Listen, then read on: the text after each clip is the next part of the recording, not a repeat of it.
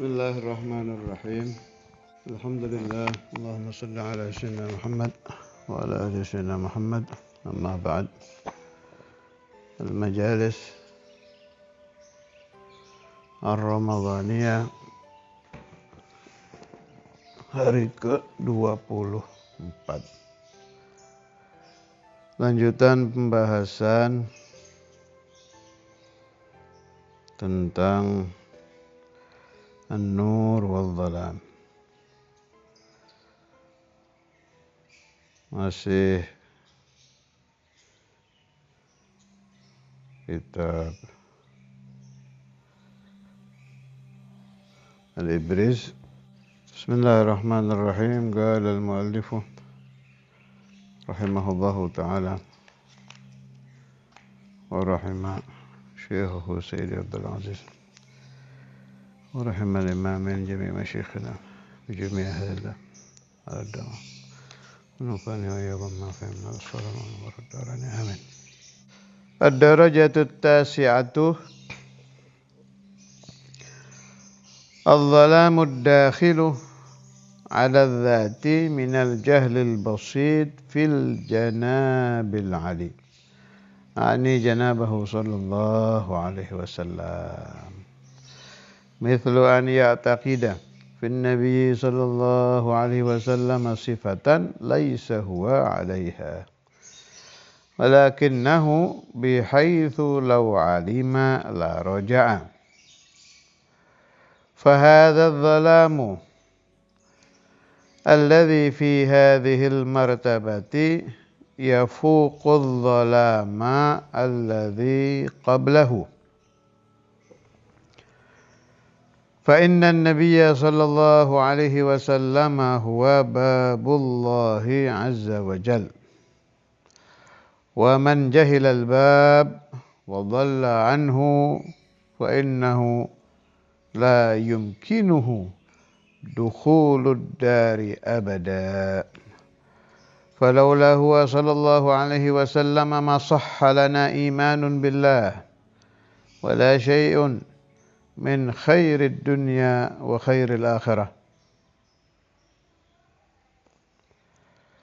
Ternyata kegelapan tingkat 9 itu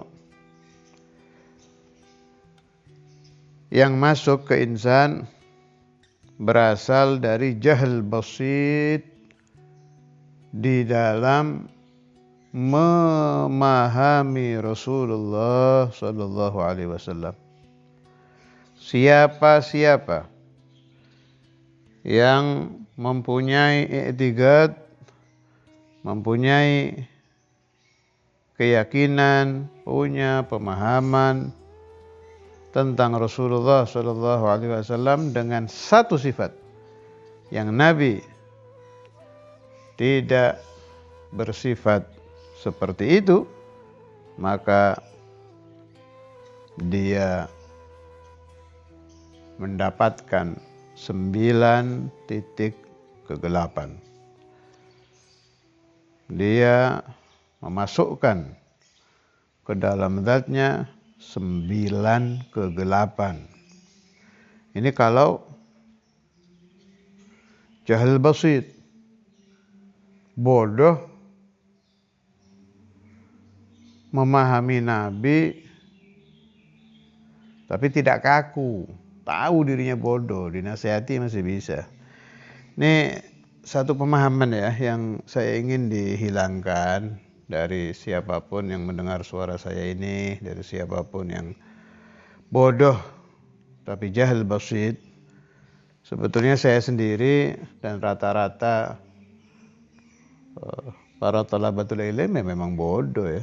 Bodoh-bodoh jahil basit, kita ini semua anggota jahilul basit yang selalu mengharapkan diberi ilmu oleh ulama, diberi ilmu oleh habaib, diberi ilmu dari mana saja, mau dari kitab, dari ceramah, dari apa. Dawamkan di dalam hati, kami kelompok jahil basit, bodoh tapi ingin pintar, bodoh tapi ingin sadar. Ini ada pemahaman yang bukan kurang baik, sangat tidak baik tentang Nabi.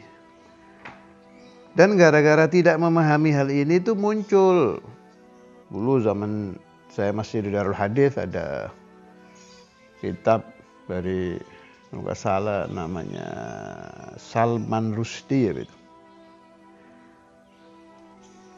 Yang mencaci maki Rasulullah SAW dan istri-istri Nabi. Di situ muncul lagi, udah mati orang-orang itu, saat itu Arswendo yang bikin angket tentang Nabi. Di situ kalau ini sudah baru-baru ini, kartun tentang Nabi semacam-macam lah. Dan mungkin di dunia maya, di dunia internet, saya tidak ahli urusan begituan. Saya kira banyak itu cacian-cacian yang berhubungan dengan Rasulullah SAW, terutama tentang wanita, tentang syahwat. Ini gara-gara tidak paham tentang Nabi. Ya memang tidak mungkin paham kalau nggak belajar. Rasulullah SAW itu kan insan. Insan, manusia. Wajar dong manusia punya syahwat kepada wanita. Malah kalau tidak punya syahwat dikatakan kurang. Si fulan ada kurangnya. Apa? Dia nggak senang sama perempuan, nggak ada syahwatnya. Sedangkan Rasulullah SAW insan kamil. Itu. Maka tidak mungkin Nabi Muhammad SAW tidak syahwat. Itu kan basyariyah. Saya pernah ketemu satu tukang ceramah. Zaman saya masih ngaji di Giren ini. Sempat saya debat. Tapi ala kulli hal dia jahil basit. Menerima pemahaman ini, sembuh sudah. Tidak usah saya sebut orangnya. Lumayan dikenal. Dia punya paham gitu. Kalau Rasulullah SAW itu tidak syahwat dengan wanita, berarti basyariahnya nggak sempurna dong. Terus saya tanya, jadi Rasulullah SAW itu menikah sampai berkali-kali, antisai niswatin wafatul Mustafa 9 tuh waktu beliau wafat kan 9. Itu karena syahwat. Iya, basyariah itu. Ya Allah. Lah, kalau kalangan khutbah pemahamannya aja masih begini, ya gimana awamnya? Jadi Rasulullah SAW itu menikah. Naam, sahih, betul. Tapi menikah karena ikut syahwat mustahil. Kenapa? Sebab pelopor daripada mujahadah syahwah, pelopor daripada mujahadatun nafas itu Nabi sendiri. Semua thariqah itu kan menjalankan mujahadatun nafas, mujahadatun syahwat. Ini kan punya imam dari segala imam-imam thariqah. Ya Nabi Rasulullah SAW. Masa Rasulullah ikut syahwat, ya Allah, mustahil. Rasulullah nikah iya, tapi murni imtithal amrillah. Qalb, ruh, batin Nabi Muhammad SAW itu sudah bersih daripada syahwah. Minas syahwatid dunyawiyah. Mau perempuan, mau duit, mau apapun sudah. Dan itu bersihnya tabi'i. Bawaan dari lahir. Li'annahu nabi. Li'annahu rasul. Dan ini bukan Nabi Muhammad saja. Jami'ul anbiya'i wal mursalin. Sucinya dari syahwah wanita, dari syahwah dunyawiyah itu taba, jibillah, bawaan lahir, tercetak begitu. Malah tidak masuk di akal saya kalau ada nabiyun minal anbiya, seperti cerita-cerita yang muntasyirah di kitab-kitab Israiliyat itu. Ada nabi, naudzubillah, melihat orang sedang mandi, kalau nggak salah itu nggak sengaja di sungai, bagaimana, akhirnya biar ini suaminya mati. Ya Allah ya akhi, itu orang biasa saja yang wataknya baik tidak akan seperti itu, apalagi Nabi yang dari bayinya sudah bersih. Nanti kalau kita ngomong gini, wah itu kelompok ahlu tauhid. Ini bukan kelompok-kelompokan, kenyataan ini. Hadza ilm mutlagon. Jangan diikat-ikat. Ini ilmu tauhid, ini ilmu ini, ilmu. Enggak, ini memang aslinya begini. Qalal ilmu, bahwa semua nabi itu sucinya dari bayi. Cetakannya begitu. Jadi bukan bersih karena ini, karena apa namanya, dibersihkan pendidikan, kemudian mujahadah dulu, nanti ningkat dari nafsu ammarah naik ke nafsu lawam. Itu kita itu yang begitu itu. Kalau Rasulullah Shallallahu Alaihi Wasallam wa ikhwanuhu, saudara-saudara Nabi di dalam kenabian dan kerasulan itu adanya taraqi, naik, yartagi. Min darajah ila darajah ila darajah. Ada nuzul, Nabi kok turun. Pusingnya para nabi aja bikin naik. Kan saya pernah dapat riwayat Rasulullah SAW terkadang ja'ahu ham. Beliau pusing mikiri umat ini.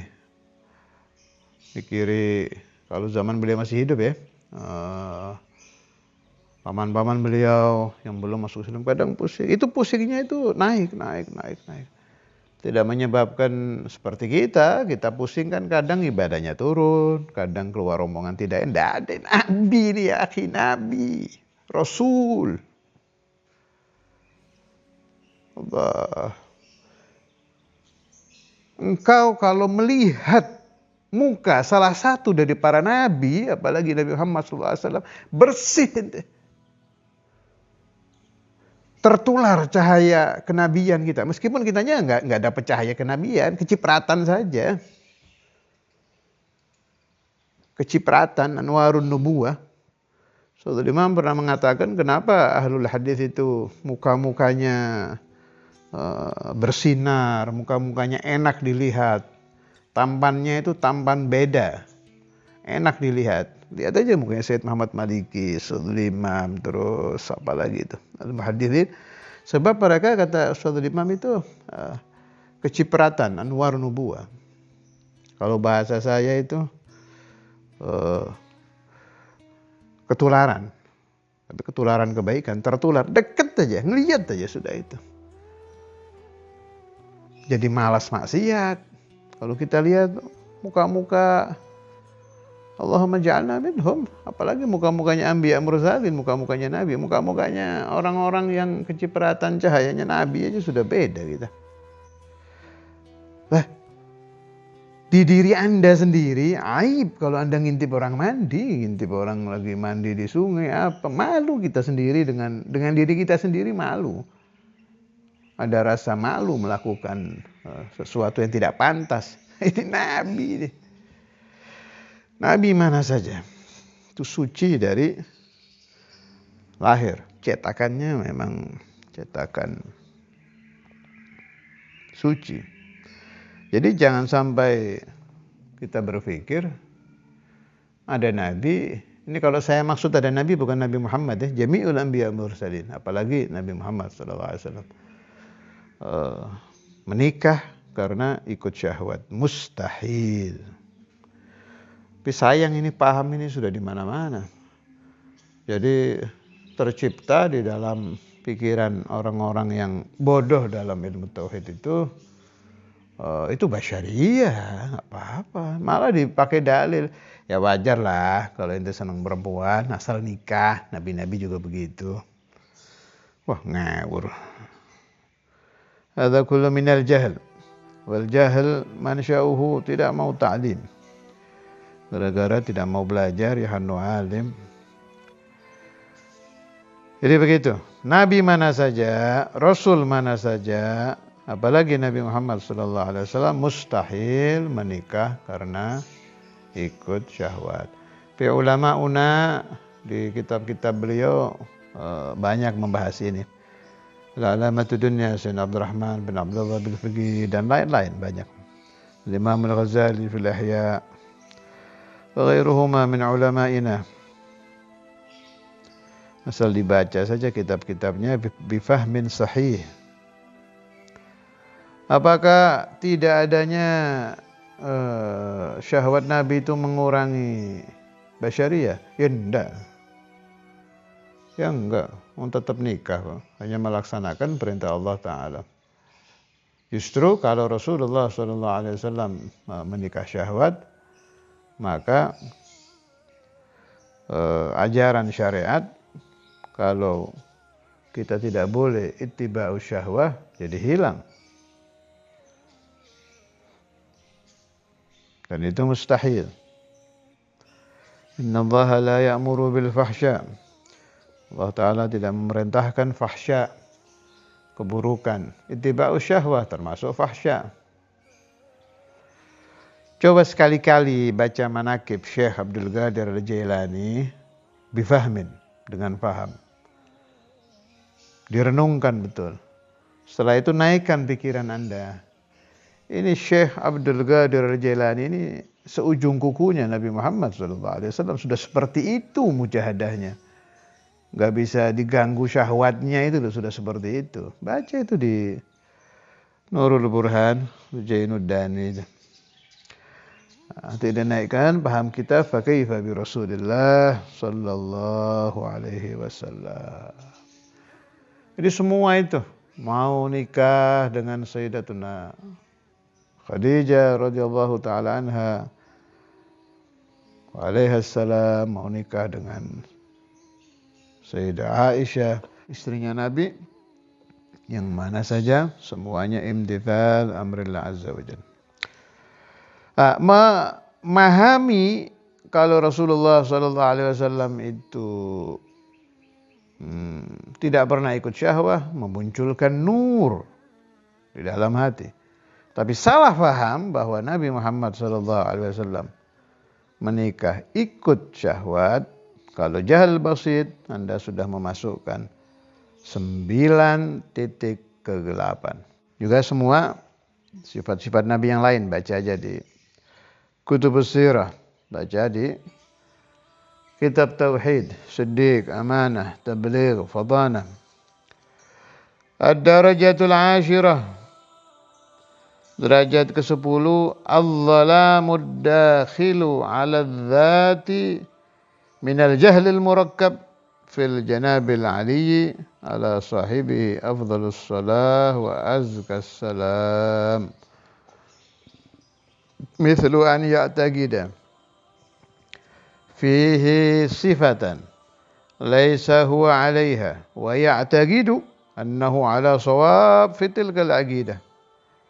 Fahadha adh-dhalamu ad-dakhilu 'ala adh-dhati min al-jahl al-murakkab al-madhkuri yafuqu kulla dhalamin qablahu. Ternyata kegelapan yang paling dahsyat, yang paling tinggi itu yang masuk ke zat manusia berasal dari jahil murakkab, memahami sifat-sifat Rasulullah sallallahu alaihi wasallam. Nah, ini yang saya ingin katakan kemarin, ya. Jahal basit di aqidah khafifah, jahal basit di aqidah thaqilah, jahal murakkab aqidah khafifah, jahal murakkab aqidah thaqilah, dibandingkan jahal basit dan jahal murakkab tentang Rasulullah SAW, kegelapannya lebih tinggi tentang Nabi Muhammad daripada yang lain. Ini kenapa? Apa Rasulullah SAW lebih dari Allah? Ini suka muncul begitu pemahaman ngawur. Bukan ke sana. Ini diterangkan di sini, ya jelas Rasulullah SAW itu Abdullah wa Rasuluh. Sudah saya baca tadi, belum saya artikan.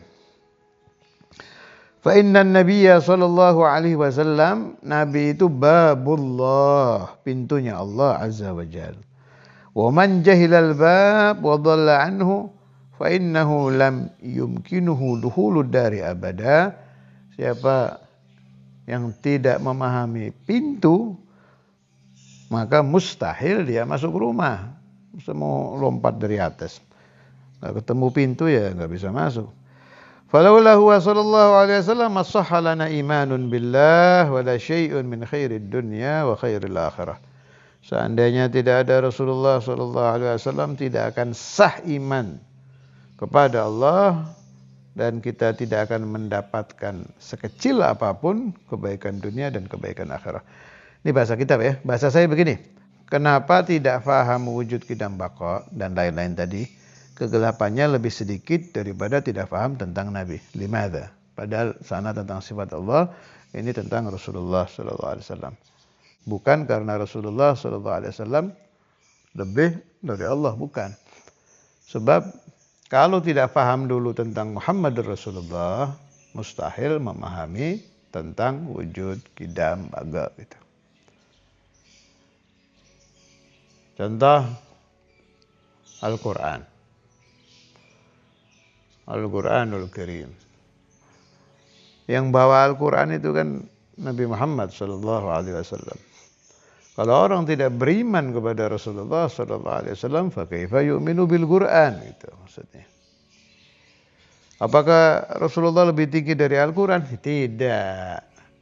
Tapi pintu memahami Al-Quran adalah Nabi Muhammad sallallahu alaihi wasallam. Pintu memahami Allah adalah Nabi Muhammad sallallahu alaihi wasallam. Kalau ada orang-orang dari kelompok saya yang dulu ngaji Tauhid di Kiren, oh, apa iya sih kegelapan tidak faham tentang Rasulullah lebih dari kegelapan tidak faham wujud qidam baqa? Saya jawab, pikiran Anda itu barangkali ada yang berpikir ke sana. Lihat saja di Sanusia itu. Wa yajibu ala kulli mukallafin syar'an. Wujud qidam baqa itu wajib dipahami syar'an. Nah, kalau sudah syar'an berarti sahibus syara' Rasulullah sallallahu alaihi wasallam. Sama saja yang memerintahkan memahami tauhid, la ilaha illallah, wujud qidam baqa itu ya Nabi lagi. An-nabiyyu babullah. Allahumma shalli ala sayyidina Muhammad wa ala ali sayyidina Muhammad. Ini yang dari kemarin 2 hari itu saya ingin ngomong ya. Karena itu lillah wa fillah saya nasihatkan orang-orang yang belum mau mengadakan Maulid Nabi Muhammad sallallahu alaihi wasallam. Orang-orang yang terusik hatinya kalau melihat orang mahallul qiyam, orang-orang yang tidak terima batinnya itu. Kalau melihat orang membaca burda, membaca maulid, teriak-teriak sampai nangis, manggil-manggil Rasulullah sallallahu alaihi wasallam. Kalau Anda bisa baca kitab, mengerti bahasa Arab, pelajari kitab yang saya baca ini, Al-Ibris halaman 146. Bagian 9 dan bagian 10. Ditemukan pusat dari segala kegelapan. Kegelapan yang paling tinggi adalah salah faham di dalam memahami awsafu Rasulullah sallallahu alaihi wasallam. Mau bodoh jahil basit, mau bodoh jahil murakkab, dua-duanya tetap kegelapan yang paling tinggi. Tingkat 9 dan tingkat 10. Pahami itu paling tinggi, tergelap. Sedangkan kami-kami yang membaca burdah, yang membaca maulid, yang membaca mahalul qiyam itu sedang meneriakkan sifat-sifat Nabi ini. Sedang mengeluh-elukan awsafu Rasulullah sallallahu alaihi wasallam. Karena itu mudah-mudahan, saya pesimis ya aslinya, orang-orang itu akan sadar, tapi ya Allah akan tetap hayy. Mudah-mudahan saja dibukakan hatinya oleh Allah Subhanahu wa taala. Tidak bisa semua, ya separuh. Enggak bisa separuh, seperempat. Enggak bisa seperempat 10 orang. Enggak bisa 10 orang, 1-2 orang lumayan yang mudah-mudahan tersadar, tidak sampai salah faham tentang Rasulullah sallallahu alaihi wasallam. Ini ada tambahan dari saya untuk mendapatkan nur yang banyak. Itu salah satunya dari hadis, man qara'a, qala Rasulullah sallallahu alaihi wasallam, man qara'a suratal kahfi lailatal jum'ah adha'a lahu minan nur fima bainahu wa bainal baitil atiq. Siapa-siapa yang membaca surat Kahfi malam Jumat, maka Allah Ta'ala akan meneranginya dengan cahaya yang panjangnya cahaya itu dari tempat dia sampai ke Ka'bah. Artinya sangat panjang. Jadi dawamkan baca suratul Kahf Lailatul Jum'ah, itu menyebabkan nur yang luar biasa. Apalagi kalau pahalanya Anda niatkan, ini khusus untuk talamiduna ya, untuk al-imamain, Ustaz Imam Habib Abdullah, Imam Al-Habir Habib Abdul Qadir, atau man syi'tum min awliyaillah atau anbiya'illah. Buat Rasulullah ya ahsan. Faqala Rasulullah sallallahu alaihi wasallam fima rawahu al-Hakim wal Baihaqi, man qara'a surat al-Kahfi fi yaumil jum'ah adha'a lahu minan nur ma bainal jum'atain. Jadi panjangnya dari rumah Anda ke Ka'bah, lamanya cahaya itu dari Jum'ah ke Jum'ah. Siapa-siapa yang membaca surat Al-Kahf pada hari Jum'ah, maka Allah Ta'ala akan meneranginya dengan cahaya antara Jumat 1 dengan Jumat 2. Jadi luar biasa ini surat Al-Kahf. Satu lagi, sholawat yang Al-Habib Al-Imam Al-Qutub, kalau ini dari Tajul A'ras juz 1 halaman 484. Sholawat Adhimiyah, cari saja di Mushola Wali Songo, sudah pernah saya ijazahkan. Itu Al-Habib Al-Imam Al-Qutub Abu Bakar bin Abdullah Al-Attas mendapat ijazah dari Sayyidi Ahmad bin Idris. Ini juga sudah pernah saya bahas, saya ingatkan lagi aja nih. Ini ngulang-ngulang tapi ya penting. Walamma talaqqaha anhu, Sayyidi Ahmad bin Idris, Al-Habib Abu Bakar Al-Attas katabaha wa ja'alaha fi sunduqih. Jadi itu sholawat adhimiyah ditulis oleh Habib Abu Bakar bin Abdullah Al-Attas, kemudian dibawa di tas beliau. Falamma kana fil markab ata ilahi darwish wa qala lahu, waktu beliau di kapal, zaman dulu lewat laut ya, ketemu satu darwish. Darwish itu kalau bahasa saya wahid minal majadib, yang pakaiannya tidak, yang lusuh itulah, pakaiannya lusuh kayak orang gunung. Wa qala lahu inni ara nuran, cuma ini darwishnya mukasyif ini. Inni ara nuran 'aziman kharijan minas sunduq muttasilan bis sama. Ya Habib, saya lihat ada cahaya yang luar biasa besar, luar biasa tinggi, keluar dari tas Anda terus memancar sampai ke langit. Pas dibuka, fafatahal Habib Abu Bakar as-Sunduq faqala lahu darwish inni arahu yakhruju min hadhihi al-waraqah fanadhara fa idzan fiha hadhihi as-salah. Itu dibuka, ternyata cahaya itu berasal dari sholawat azimiyah. Allahumma inni as'aluka bi nuri wajhillahil azim alladzi ma ra'aita, yang itu yang biasa adimnya. Allahumma inni as'aluka bi nuri wajhillahil azim alladzi ma la arkana arshillahil azim ila akhir as-salah al-mubarakah. Terus besok hari Jum'ah akhir min Ramadan, tetap jangan ragu, amalkan salat qada akhir Ramadan. Yang belum paham, lihat di buku saya, amalan dan doa Muharram sampai Dzulhijjah itu yang biasa itu bulanan halaman 57 dilaksanakan setelah sholat Jumat, zuhur, asar, maghrib, isya, subuh. Boleh sendiri, boleh jamaah. Di masjid boleh, kalau takut bikin ribut. Karena sebagian masih nggak cocok dengan amalan ini, silakan amalkan di rumah. Perempuan juga boleh. Jangan ragu-ragu, ini amalannya Syekh Abu Bakar bin Salim, Abu Ahmad bin Hasan Attas, Alamatul Dunya, Abu Abdurrahman bin Abdullah bin Faqih. وكثير من علمائنا وحبائبنا وصلى الله على سيدنا محمد وعلى آله وصحبه وسلم الحمد لله رب العالمين